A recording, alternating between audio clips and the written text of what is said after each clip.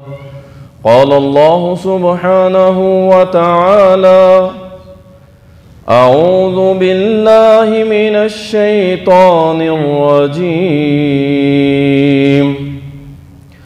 وما خلقت الجن والإنس إلا ليعبدون اللهم صل على محمد وعلى آل محمد كما صليت على إبراهيم وعلى آل إبراهيم إنك حميد مجيد اللهم بارك على محمد وعلى آل محمد كما باركت على إبراهيم وعلى آل إبراهيم إنك حميد مجيد۔ تعریفات اللہ سبحانہ و تعالی کے لیے، درود و سلام سید المرسلین، شافی محشر، ساقی کوثر، امام المجاہدین جناب محمد الرسول اللہ صلی اللہ علیہ وسلم پر بے شمار رحمتیں ہوں، صحابہ کرام رضوان اللہ علیہم اجمعین پر، کہ اللہ سبحانہ و تعالی نے ہمیں اس لیے پیدا کیا ہے کہ ہم دنیا کا مال و دولت سمیٹ لیں یا بڑے سے بڑا کاروبار کر لیں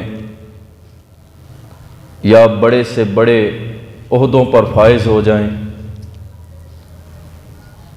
یا اپنے اہل و عیال میں اضافہ کر لیں یا دنیا بھر کی آسائشیں اپنے گھر میں اکٹھی کرنے میں لگ جائیں، یا اس لیے کہ شیطان اور اپنے نفس کی خواہشات کو پورا کرنے میں لگ جائیں، یا ہم سب یہ نعرہ لگا دیں کہ جیسے چاہو جیو۔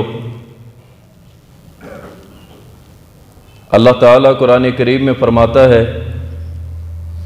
أَرَأَيْتَ مَنِ اتَّخَذَ إِلَٰهَهُ هَوَاهُ، کیا آپ نے اس شخص کو دیکھا ہے جس نے اپنی خواہشات کو اپنا رب بنا لیا؟ اور ساتھ ہی دوسری جگہ فرمایا: وَمَنْ أَضَلُّ مِمَّنِ اتَّبَعَ هَوَاهُ، اس سے بڑا گمراہ کون ہوگا جس نے اپنی خواہشات،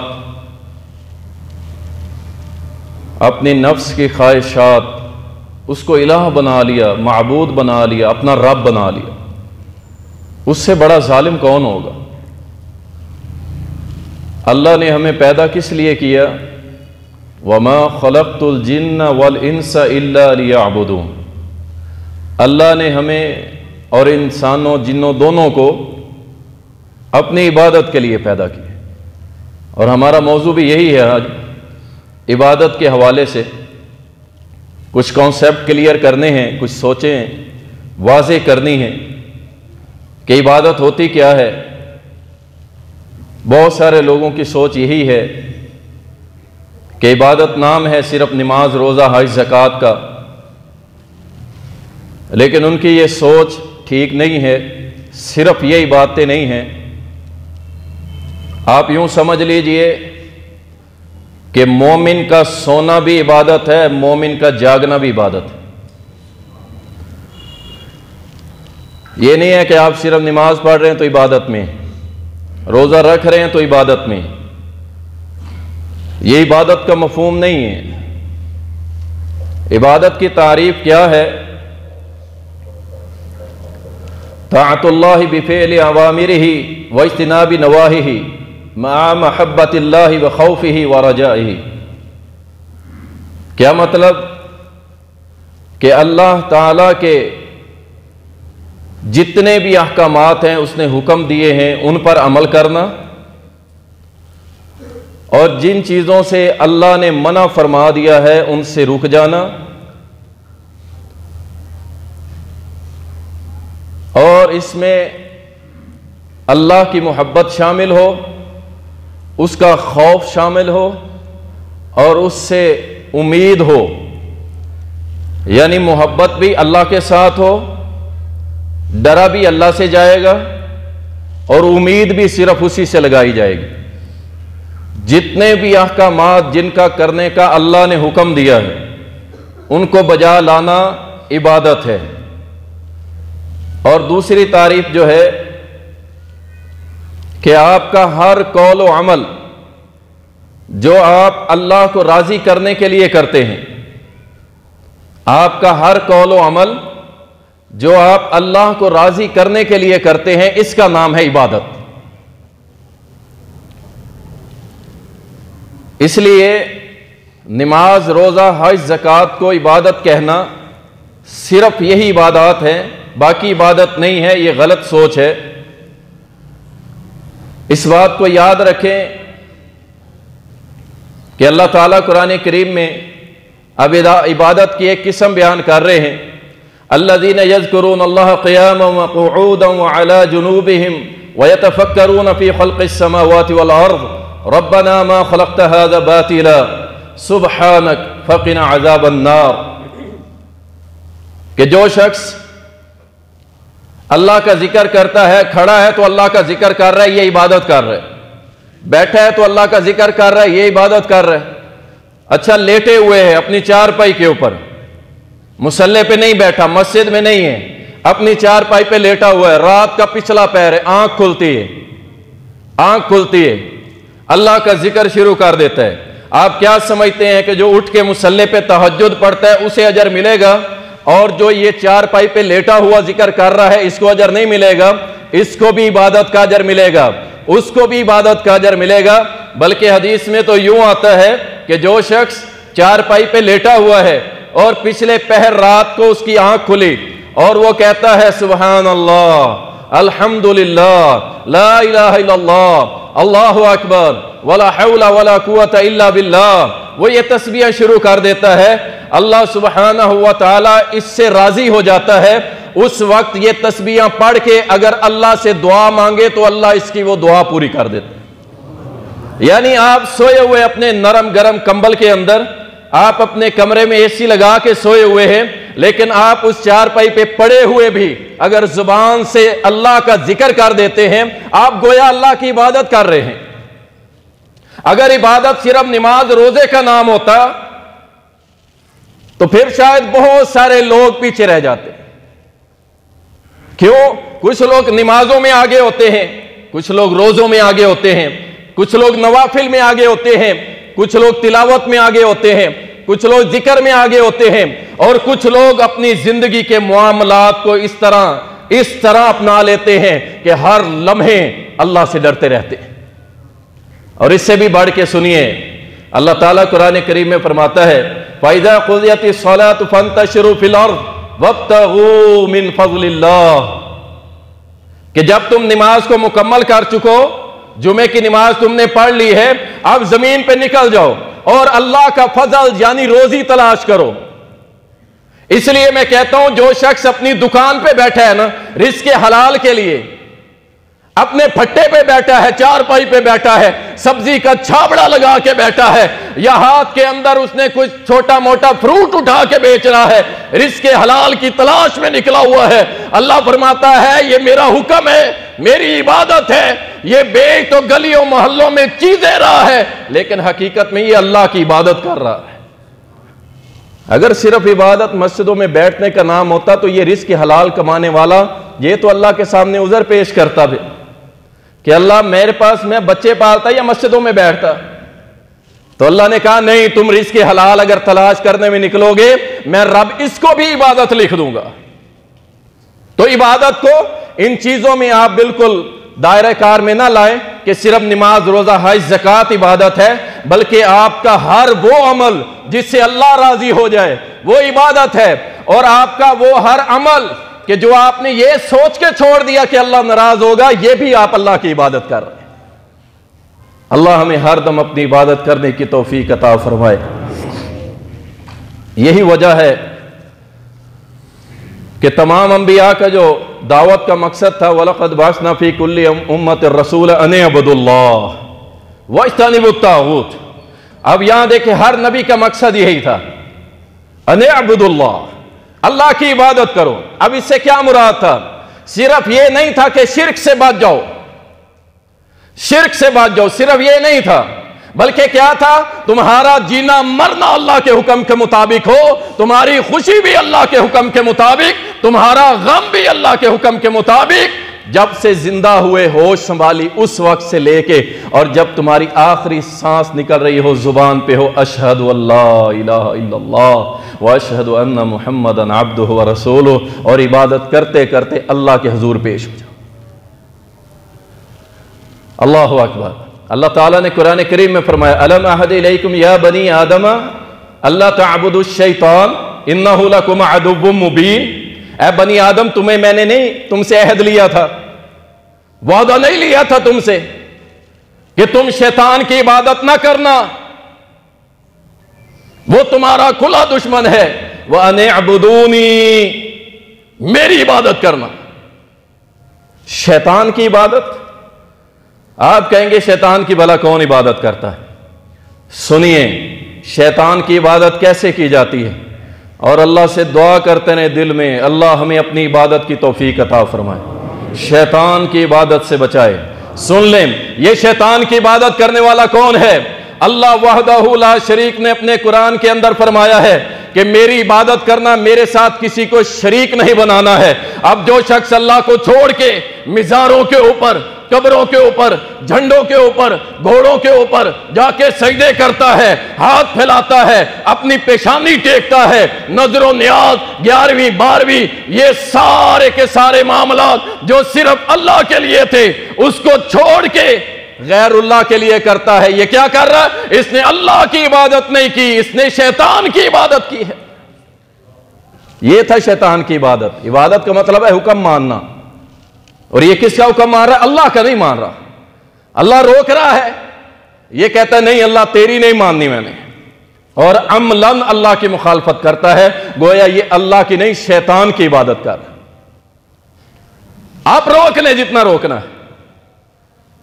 آپ کسی کڑا پہنے ہوئے، شہباز کلندر کا کڑا پہنا ہوا ہے، اسے روک کے دیکھیں آپ،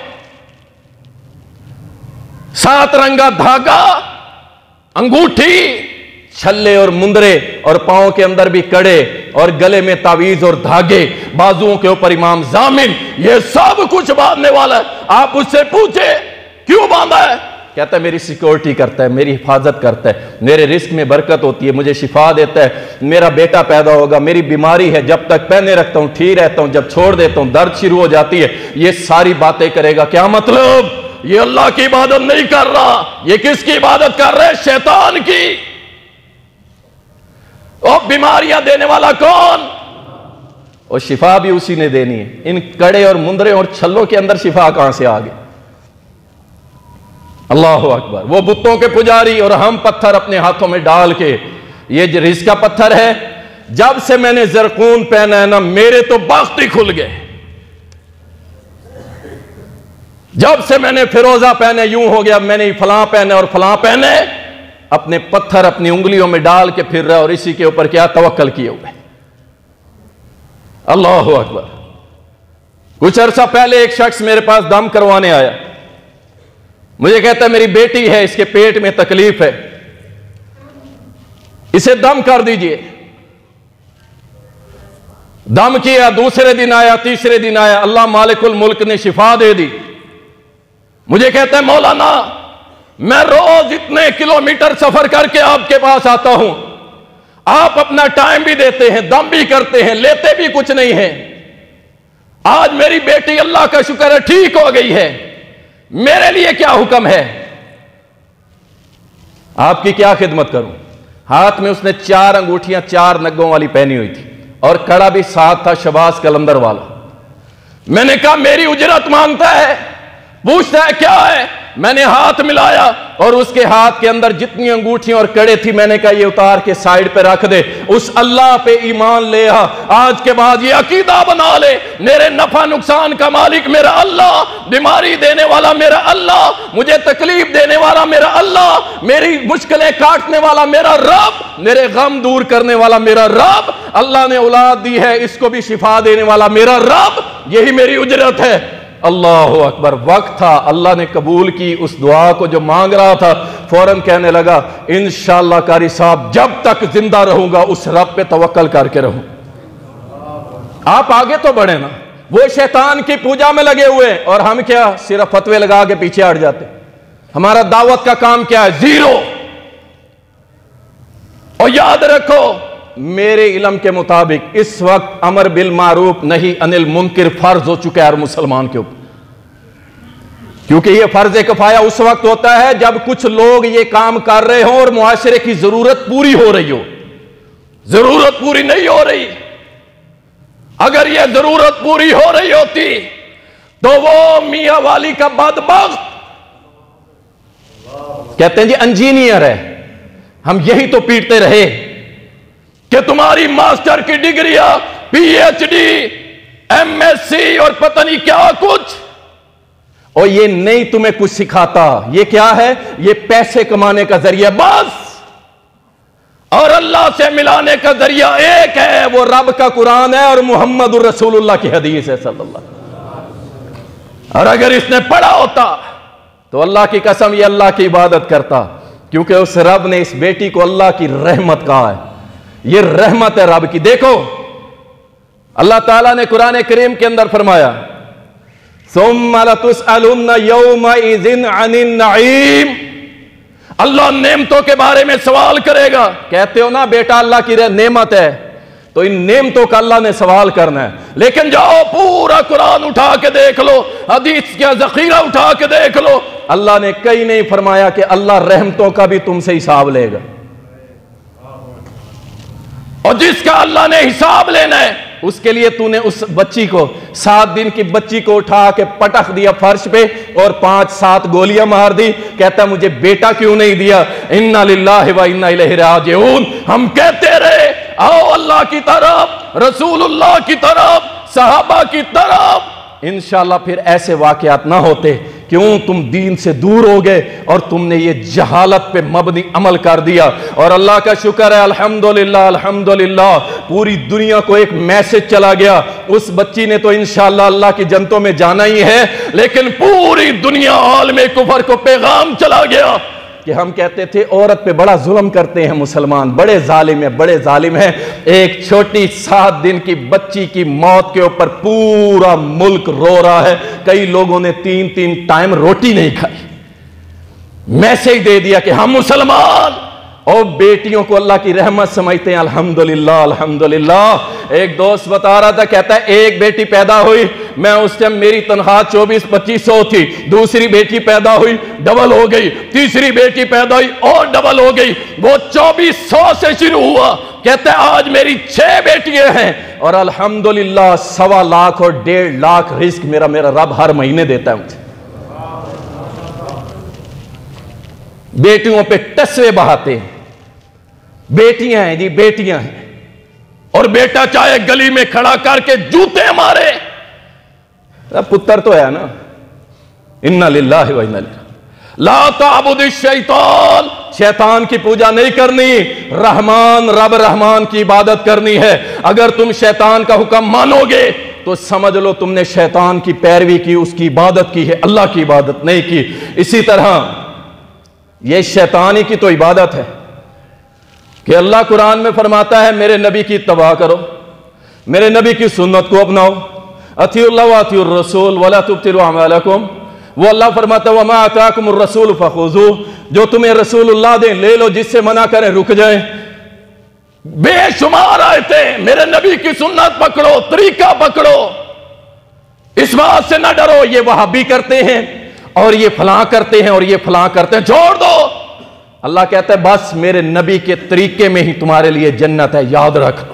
اور جو نبی کے طریقے کو چھوڑ کے بدعات کو اپناتا ہے، یاد رکھیے بدعات کو جو اپنانے والا ہے وہ حقیقت میں شیطان کی عبادت کرنے والا ہے، کیونکہ رب کا حکم ہے میرے نبی کی مانو، اور یہ کہتا ہے نہیں میں نے نبی کے مقابلے میں کھڑا ہوں میں۔ انا للہ و انا الیہ، اور اس کو نیکی سمجھ رہا ہوتا ہے، اس کو نیکی سمجھ رہا ہوتا ہے۔ اللہ ربی، اللہ سبحانہ و تعالی نے اپنے نبی کی سنت کو تھامنے کا حکم دیا ہے۔ اور اسی طرح یہ بھی شیطان کی عبادت کرنا ہے کہ اللہ نے راستہ دیا ہے نکاح کا، نکاح کرو، بچے بالغ ہو گئے، سمجھدار ہو گئے، نکاح کرو، پاؤں پہ کھڑا ہوگا تب نکاح کریں گے۔ اب شیطان کے اشکالات دیکھیں، اللہ کی قسم تکلیف ہوتی ہے واللہ۔ بیٹیاں سب کی سانجھی ہوتی ہیں، بیٹیاں بیٹیاں ہی ہوتی ہیں اگر سمجھا جائے۔ دل کے اندر اگر کوئی رب رحمان کی رحمت ہے تو سب ہی کہتے ہیں بیٹیاں سب کی سانجھی ہوتی ہیں، لیکن جب دل میں شیطان بسیرا کر جائے تو پھر دوسروں کی بیٹیاں اپنی آنکھوں سے دیکھتا ہے اور اپنی بیٹی کو کہتا ہے اس کی طرف کوئی نہ دیکھے۔ شیطان نے جانسا دیا نکاح، لیٹ کرو لیٹ کرو۔ ابھی بچی پڑھ رہی ہے، ماسٹر کر لے تو اس کے بعد اچھا 5 سال کی عمر میں تم نے داخل کروایا، ماسٹر کرتے کرتے 20-21 سال عمر ہو گئی۔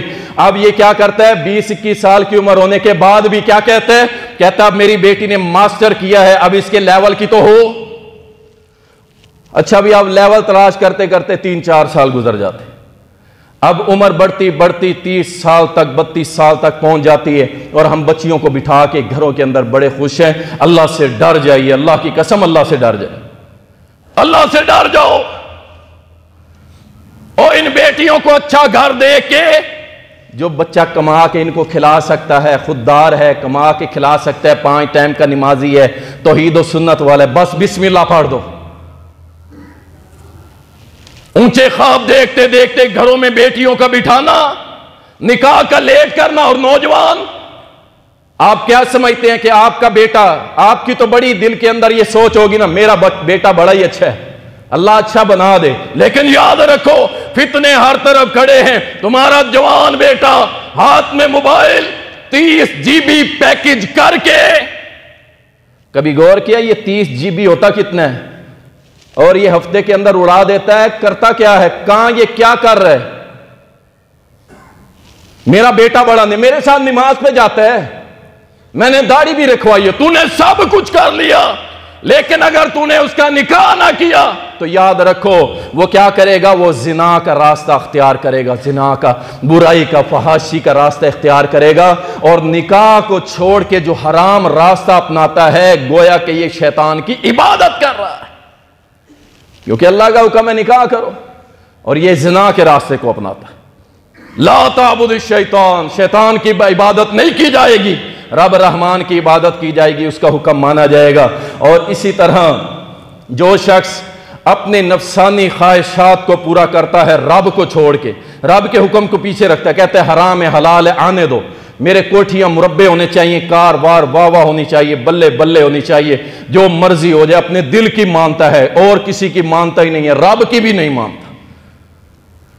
اور یہ بہت سارے لوگ ہیں، چند لوگ نہیں ہیں، بہت سارے لوگ ہیں، اور یہ نہیں کہ کوئی اور ہیں، ہم میں سے ہی ہو سکتے ہیں، اہل حدیثوں میں سے بھی ہو سکتے ہیں، نمازی بھی ہو سکتے ہیں، ایک طرف اپنے دل کی خواہشات اور دوسری طرف رب کا حکم، وہ کہتے ہیں اب تو پوری کرو نا پھر معافی مانگ لیں گے۔ اِنَّا لِلَّهِ وَإِنَّا إِلَيْهِ رَاجِعُونَ۔ یاد رکھیے یہ شیطان کی ہی عبادت ہے کہ حلال کو چھوڑ کے یہ رشوت لیتا ہے، رشوت کا نام ہدیہ رکھ لیا ہے، رشوت کا نام تحفہ رکھ لیا ہے، تحفہ رکھ لیا، تحفے دیتا ہے۔ یاد رکھیں آپ کسی بندے کی سفارش کرتے ہیں، سن لیں، آپ کسی بندے کی سفارش کرتے ہیں کہ جناب محترم یہ بندہ آ رہا ہے، اسے آپ اپنے گھر میں رکھ لیں، یا اپنی کوٹھی پہ رکھ لیں ملازم، یا اپنی فیکٹری میں ملازم رکھ لیں، یا اپنی دکان میں ملازم رکھ لیں۔ اس نے رکھ لیا اور پھر اس نے کہا کہ میرے بھائی تو نے مجھے نوکری لگوایا ہے، میں تجھے کھانا کھلاتا ہوں، یہ کھانا حرام ہے اللہ کی قسم، یہ جائز نہیں ہے۔ کسی کی سفارش کر کے اور اس کے بدلے دعوتیں اڑانا یہ جائز نہیں ہے، یہ ٹھیک نہیں ہے۔ اللہ اکبر، بالکل نہیں۔ آپ نے کس لیے کی؟ فرمایا سفارش کرو رب سے اجر پالو۔ اچھی سفارش کرنا یہ ٹھیک ہے، اس میں کوئی نجائز نہیں ہے، جس کا وہ حقدار ہے اس کی سفارش کرے۔ فرمایا تم سفارش کرو اللہ تمہیں اس پہ اجر عطا کرے گا، لیکن غلط سفارش کرنا یہ بھی جائز نہیں ہے۔ یاد رکھیں ایک بندہ ایک جگہ کا اہل ہی نہیں اور آپ اسے کیا ایم این اے کو فون کرواتے ہیں، کسی منسٹر کا فون کرواتے ہیں کہ جی یہ منڈا ساڑا اڑا دو بس ٹھیک ہے، اللہ اکبر، اور دوسری طرف وہ ڈگری ہولڈر لائن میں لگے ہوئے ہیں اور یہ میٹرک پاس اٹھا کے جناب اس سیٹ پہ بٹھا دیا، سفارش یہ جائز نہیں، یہ ساری زندگی جو تنخواہ لے گا وہ جائز نہیں ہے۔ آپ کہاں بیٹھے ہیں؟ ہر معاملے میں اللہ کی عبادت، شیطان کی نہیں۔ رشوت، جوا، شراب، زنا، یہ سب کرنے والے کون ہیں؟ یہ اللہ کی عبادت نہیں کرتے، یہ کیا کرتے ہیں؟ یہ شیطان کی عبادت، اس کا حکم مان رہے ہیں، اس کا حکم مان رہے ہیں۔ لیکن میں پھر کہتا ہوں عام لوگوں کو بچنا چاہیے، عام لوگوں کو بچنا چاہیے، ورنہ کیا ہو رہا ہے؟ معاملات خراب ہو رہے ہیں، فتوے ہماری جیب کے اندر مور ہے۔ علماء ہماری علماء کی تو کیا عزت ہے؟ ہم کہتے ہیں علماء، میں خود مفتی ہوں، میں خود مفتی ہوں، فتوے لگائیے ہو، یہ بدعتی، یہ فلاں اور یہ فلاں۔ وہ شرابی تھا نا، شرابی ایک، نبی صلی اللہ علیہ وسلم محبت بڑی کرتا تھا نبی علیہ الصلوۃ والسلام سے، آپ کو بعض دفعہ مسکرانے کے لیے باتیں بھی کرتا تھا، آپ مسکراتے تھے، لیکن ساتھ شراب بھی پیتا تھا، شراب بھی پیتا تھا۔ پھر آتا لوگ جو ہے نبی علیہ السلام کے حکم پہ اسے مارتے، کوڑے مارتے، وہ پھر جب ٹھیک ہوتا پھر نبی علیہ السلام کے پیچھے نمازیں بھی پڑھتا، آپ کو خوش بھی کرتا، آپ ہنستے مسکراتے۔ وہ بہت دفعہ ایسا معاملہ جب ہو گیا تو ایک دفعہ آیا تو ایک صحابی نے کہا کہ یہ بڑا ہی کوئی خبیث انسان ہے، یہ لعین ہے یا لعنتی ہے، یہ عمل کرتا ہے۔ نبی علیہ السلام روکتے ہیں، یہ پھر کرتا ہے۔ نبی علیہ السلام نے فرمایا نہیں نہیں، ایسا نہ کہے، ایسا نہ کہو، تمہیں پتا ہے میں محمد صلی اللہ علیہ وسلم گواہی دیتا ہوں کہ یہ اللہ اور اس کے رسول سے محبت کرنے والا ہے۔ اپنے فتوے اپنے پاس رکھیں، یہ علماء کا حق ہے، انہی کو دیں۔ آپ اس طرح کے فتوے نہ لگایا کریں ورنہ آپ پھنس جائیں گے اللہ کے ہاں، یاد رکھیں۔ ایک تو آپ کے پاس اتھرائز نہیں ہے، اتھرائز نہیں ہے فتوے لگانے کا، وہ کس کے پاس ہے؟ وہ جماعت کا مفتی ہوتا ہے، عام عالم بھی فتویٰ نہیں دے سکتا، آپ یاد رکھیں اس بات کو۔ عام عالم بھی فتویٰ نہیں دے سکتا، مسئلہ بتا سکتا ہے کہ یہ مسئلہ یوں ہے، اگر فتویٰ لینا ہے سرٹیفائیڈ کنفرم تو مفتی صاحب کے پاس جانا پڑے گا، وہ آپ کو لکھ کے دے گا اور اس کے اوپر سٹیمپ دے کے دنیا اور آخرت میں اللہ کے ہاں وہ ذمہ دار ہوگا۔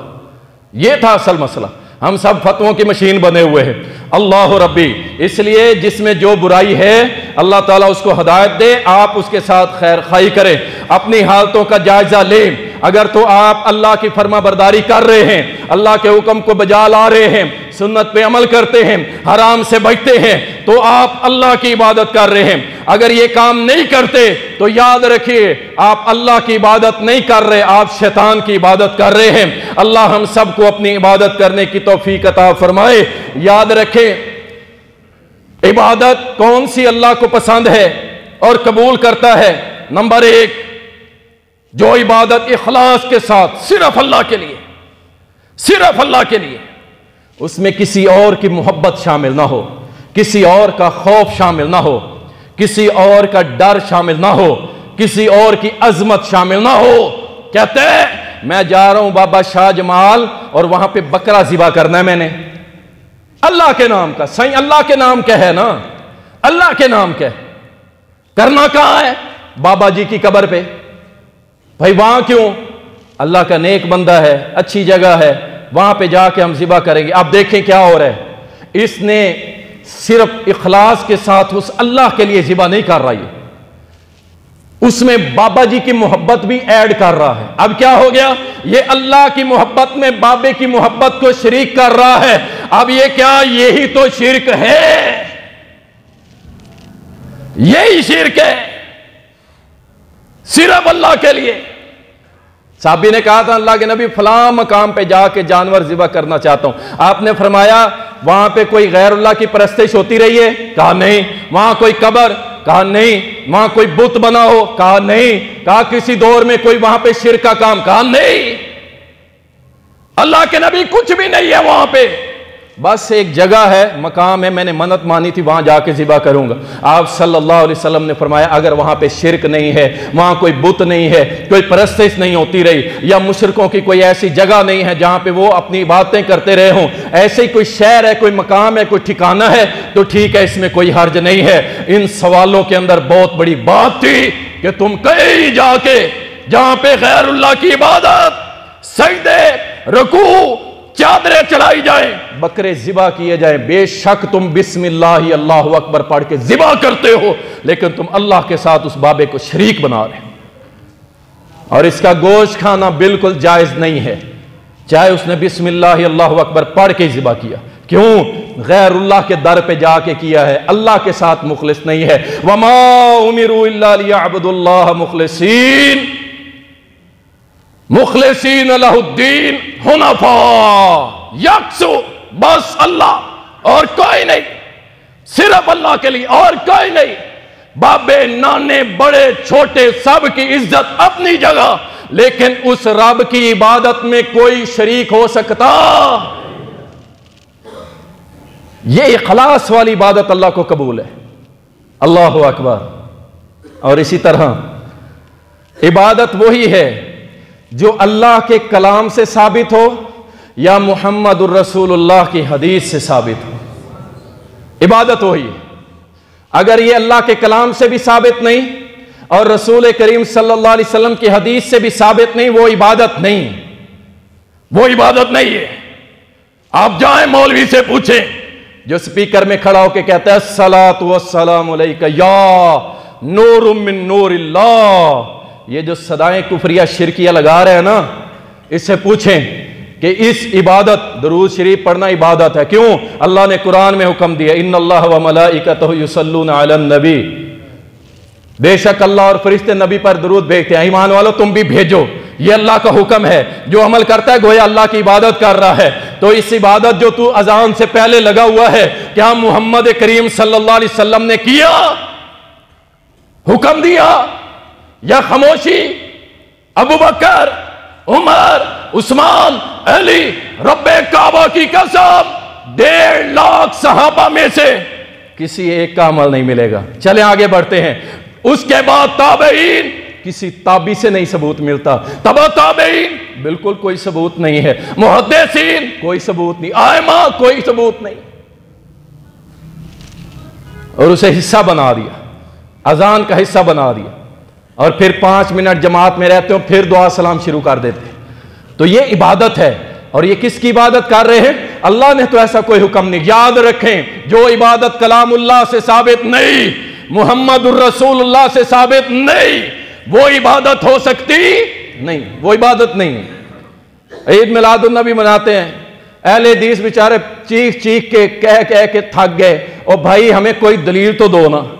اب دلیلیں کہاں سے ملیں گی؟ کوئی دلیل نہیں ملے گی، کوئی دنیا کی کتاب میں دلیل کوئی نہیں کہ جس طرح تم جشن عید میلاد النبی مناتے ہو، کیا اس کا کوئی کانسیپٹ اسلام میں ہے؟ کہیں نہیں ملے گا، لیکن لگے ہوئے ہیں۔ لیکن اس طریقہ کار کو نبی صلی اللہ علیہ وسلم نے نہیں بتایا، رب نے قرآن میں نہیں۔ آج یہ اللہ قرآن میں فرماتا ہے خوشیاں مناؤ، خوشیاں مناؤ۔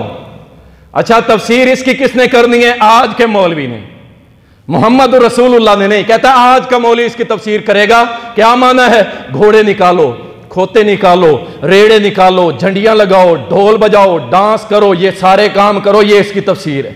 انا للہ و انا الیہ راجعون۔ عبادت وہی جس کا رب حکم دے یا محمد رسول اللہ کی حدیث سے ثابت ہو، ورنہ کیا؟ من عمل عملا لیس علیہ امرنا فہو رد۔ پچھلے دنوں یہ ابھی شعبان ہی چل رہا ہے نا، سن لیں شعبان کے حوالے سے۔ صحیح بخاری کے اندر آتا ہے رسول اللہ صلی اللہ علیہ وسلم نے فرمایا شعبان میں نبی علیہ السلام کثرت سے روزے رکھتے تھے، اور اسی طرح جامع ترمذی کے اندر ایک حدیث آتی ہے کہ نبی علیہ السلام نے کبھی 2 مہینوں کے اکٹھے روزے نہیں رکھے، بلکہ کیا شعبان اور رمضان کے آپ نے روزے رکھے ہیں، پورا مہینہ بھی رکھے ہیں۔ اب یہ مستقل عمل نہیں تھا۔ ایک حدیث کے اندر آتا ہے، سیدنا ابو ہریرہ روایت کرتے ہیں، سنن ابو داؤد کے اندر آتا ہے کہ نصف شعبان کے بعد روزے نہ رکھو، نصف شعبان کے بعد نہ رکھو۔ کیوں؟ کمزوری ہو جائے گی، نڈھال ہو جاؤ گے، پھر بعد میں رمضان کے لیے تھک جاؤ گے۔ تو مختلف حدیثوں میں مختلف ہے، لیکن یہ جو لگے ہوئے ہیں نا کہ نصف رمضان کو کیا ہوگا؟ جناب آسمان سے آسمان دنیا پہ رب آئے گا اور سب کو معاف کر دے گا۔ وہ میرے بھائی نبی علیہ السلام کی صحیح حدیث ہے، یہ تو حدیث ہی ضعیف ہے نا جو شعبان کے حوالے سے بیان کرتے ہیں، لیکن جو صحیح حدیث ہے نبی علیہ السلام نے فرمایا اللہ ہر رات آسمان دنیا پہ آتا ہے اور اپنے ہاتھ پھیلا کے کہتا ہے کوئی ہے جو مجھ سے مانگے، کوئی ہے جو اپنی مشکلیں دور کروا لے، بیماریاں ختم کروا لے؟ کوئی ہے؟ ہر روز اللہ آتا ہے، یہ پورا سال سویا رہتا ہے اور 15 شعبان کو اٹھ کے، اور پورا سال نمازیں بھی نہیں پڑھتا، یہ فرض نمازیں، اور 15 شعبان کو اٹھ کے مصلی پکڑ کے کھڑا ہو جاتا ہے، کہتا ہے آج تو بنو کلب کے قبیلے جتنی، اس کے قبیلے کی بکریوں جتنے بال بھی گناہ ہوں گے، برابر گناہ ہوں گے، وہ بھی اللہ معاف کر دے گا۔ کیوں؟ مولوی صاحب نے سنایا ہے، اور مولوی صاحب کو پتہ نہیں ہے یہ ضعیف روایت ہے، من گھڑت روایت ہے، نبی علیہ السلام تک پہنچتی نہیں ہے۔ اس بات کو یاد کر لیں، ایک اصول لکھ لیں اپنے سینوں کی تختیوں کے اوپر۔ کیا؟ جب آپ کہیں گے نا یہ حدیث ضعیف ہے، یہ حدیث ضعیف ہے، علماء تحقیق پیش کرتے ہیں، پوری ریسرچ پیش کرتے ہیں، وہ آگے سے کیا کہیں گے؟ اچھا جو ہم دلیل پیش کرتے ہیں تم کہتے ہو ضعیف ہے، تمہاری ساری صحیح ہیں، ہماری ساری ضعیف ہیں۔ پہلے نمبر پہ یار ہم نے جنت میں نہیں جانا، اگر یہ حدیثیں صحیح ہوتی تو ہم پاگل تھے بھی اس پہ عمل نہ کرتے۔ اہل حدیث تو الحمدللہ پوری دنیا میں مشہور ہے کہ یہ قرآن و حدیث کے ہی ماننے والے ہیں، اور حدیث، قرآن و حدیث ہی ان کے سر کا تاج ہے۔ اگر یہ صحیح ہوتی تو الحمدللہ اہل حدیثوں کی مسجدیں بھی فل ہوتی۔ نمبر 2، حدیث وہ ٹھیک نہیں ہوتی جسے اہل حدیث ٹھیک کہے، حدیث وہ ٹھیک ہوتی ہے جو اسماء و رجال کے قوانین کے مطابق محدثین جس کو ٹھیک کہتے ہیں۔ یہ ہم نے نہیں کہا کہ ضعیف ہے، اس کے اوپر باقاعدہ ایک فن موجود ہے اسماء و رجال کا، اور محدثین کے حکم موجود ہیں کہ یہ حدیث نبی صلی اللہ علیہ وسلم تک پہنچتی نہیں ہے، راستے میں فلاں فلاں بندہ جو ہے وہ پیدا ہی نہیں ہوا تھا اور اس کا نام لکھ دیا گیا ہے۔ اللہ اکبر۔ اور اسی طرح یہ جو بنو کلب کی بکریوں جتنے بالوں کے برابر بھی گناہ ہوں گے تو معاف، اس کو تو امام بخاری رحمت اللہ علیہ نے کہا ہے کہ یہ ضعیف ہے، قابل عمل نہیں ہے۔ اور اسی طرح ایک حدیث جو پیش کی جاتی ہے کہ نصف شعبان کی رات مشرک کے علاوہ اور جس کے سینے میں بغض و عداوت ہو اس کے علاوہ اللہ سب کو معاف کر دیتا ہے، اللہ نظر کرم فرماتا ہے۔ یہ حدیث پیش کی جاتی ہے، اور اس پہ میں نے کافی علماء سے جو اس کے ماہر ہیں اس علم کے، ان سے بھی رابطہ کیا کہ علامہ البانی رحمہ اللہ کہتے ہیں کہ یہ صحیح ہے۔ انہوں نے پھر وہ تحقیق آگے پیش کی کہ یہی علامہ البانی رحمۃ اللہ علیہ نے آگے جب تحقیق پیش کی ہے تو اس میں جا کے کہا ہے کہ اس میں فلاں راوی جو ہے اس کا وہ مجہول ہے، وہ رسول کریم صلی اللہ علیہ وسلم تک یہ بات پہنچتی نہیں ہے، لہٰذا یہ حدیث ضعیف ہے، قابل عمل نہیں ہے، اس میں کوئی ایسی حدیث نہیں ہے۔ شبان کے حوالے سے فلاں فلاں فلاں یہ سب ضعیف ہے۔ اچھا اب کیا ہے میں کہنا جو چاہتا ہوں، نبی علیہ السلام نے فرمایا ایسا عمل جسے تم نیکی سمجھ کے کر رہے ہو اور اس پہ ہماری مہر نہیں ہے، وہ عمل مردود ہے، اللہ کے ہاں مقبول نہیں ہوگا، وہ مقبول نہیں ہوگا۔ تو یاد رکھیں یہ جتنے لوگ ہیں نا شعبان کی فضیلتیں بیان کرنے والے، مجھے کہہ رہے ہوں، کہتے ہیں یہ آپ کہتے ہیں اس میں کوئی عبادت نہیں، دلیل دے۔ بھائی عمل تم کرتے ہو، دلیلیں ہم دے؟ جو عمل کرتا ہے دلیل وہی دیا کرتا ہے۔ عمل تم کرو، ہاں ہمارے پاس دلیل ہے، ایسا عمل جس پہ میرے نبی کی مہر نہیں لگی ہوئی وہ مردود ہے، وہ کوئی بھی عمل۔ اس لیے عبادت کس کے طریقے پہ ہوگی؟ محمد رسول اللہ صلی اللہ علیہ وسلم کے طریقے پہ ہوگی، اور عبادت کی مقدار اور کیفیت وہ بھی رسول کریم صلی اللہ علیہ وسلم سے ثابت ہونا ضروری ہے۔ کیوں؟ نبی علیہ السلام نے فرمایا صلو کما رأیتمونی اصلی، نماز اس طرح پڑھو جس طرح میں محمد کو پڑھتے ہوئے دیکھا۔ معلوم کیا ہوا؟ عبادت کی کیفیت بھی محمدی ہونی چاہیے، اور عبادت کی مقدار وہ بھی محمدی ہونی چاہیے، پھر ہی اللہ کے ہاں وہ عبادت قبول ہے۔ اگر کیفیت مختلف ہے تب بھی عمل میں کمی آ جائے گی، ثواب میں کمی آ جائے گی، اور اگر اس کی مقدار میں فرق کیا گیا ہے تو تب بھی اس عمل کا کوئی اجر ملنے والا نہیں ہے۔ رسول کریم صلی اللہ علیہ وسلم نے فرمایا تھا جب آپ نے حجۃ الوداع ادا کیا، فرمایا او مسلمانوں آج جتنے مناسک حج ہیں مجھ سے سیکھ لو، ہو سکتا ہے اگلے سال میں محمد دنیا میں نہ ہوں، تم نے جو سیکھنا ہے مجھ سے سیکھ لو۔ کیا مطلب؟ کہ جو طریقہ حج ہے وہ میں محمد بتاؤں گا، کسی اور نے آ کے تمہیں عبادت کے طریقے نہیں بتانے، میں نے بتانے ہیں، میری ذمہ داری۔ अब हर बंदा अपने अपने तरीके निकाल के खड़ा हो जाए तो ये ठीक नहीं है। ये नबी अलैहिस्सलाम पे एतराज़ है, आपकी मुकम्मल पैरवी नहीं है। रसूल करीम सल्लल्लाहु अलैहि वसल्लम के तरीके पे ही दुनिया और आखिरत में निजात है। इसी तरह मेरे भाई पूरी जिंदगी अल्लाह की इबादत करनी है, ये नहीं कि बस कुछ दिन कर लिया और कुछ दिन ना किया। अल्लाह ताला ने कुरान करीम में फरमाया कुछ लोग ऐसे हैं जो किनारों किनारों पे इबादत करते हैं, अगर उन्हें मड्डी मिलती रहे ना तो इबादत में बड़े नमाजी, नफलें, तिलावत, जिक्र, अज़कार, और थोड़ी सी तंगी आ जाए कहता है जी लो जी मैंने नमाजें जब से शुरू की हैं मेरा रिज़्क़ ही तंग हो गया। ये हकीकत है, लोग कहते हैं जब से नमाजों पे लगा हूं ना यार हालात बड़े टाइट हो गया, पता नहीं क्या हुआ, नमाजें भी पढ़ता हूं फिर भी यार मेरा काम नहीं चलता। सुन लो, एक साहबी ने आके कहा था अल्लाह के रसूल मैं अल्लाह और उसके रसूल से मोहब्बत का ऐलान करता हूं। फरमाया फिर फकीरी के लिए तैयार हो जा, फकीरी के लिए तैयार हो जा। कमाल करते हैं आप लोग, एक तरफ दावे अल्लाह रसूल से मोहब्बत के, और अगर अल्लाह थोड़ा सा इम्तिहान ले ले तो कहते हैं अल्लाह ने तो मैनू ही ताक रखे। और अल्लाह ने फरमाया है कुरान करीम के अंदर, अल्लाह फरमा रहा है यही वो लोग हैं जो किनारे किनारे इबादत करते हैं, जब माल मिलता रहे तो बड़े मुतमईन हैं, और जब हम थोड़ा सा आजमा लेते हैं तो फिर क्या ये मुंह फेर के ही चले जाते हैं। और ये इंतहाई खसारे वाले लोग हैं, खसारे वाले लोग हैं। इबादत सारी जिंदगी करनी है जब तक जिंदा रहेंगे। वला तमूतुन्ना इल्ला व अंतुम मुस्लिमून। और इबादत कैसी करनी है?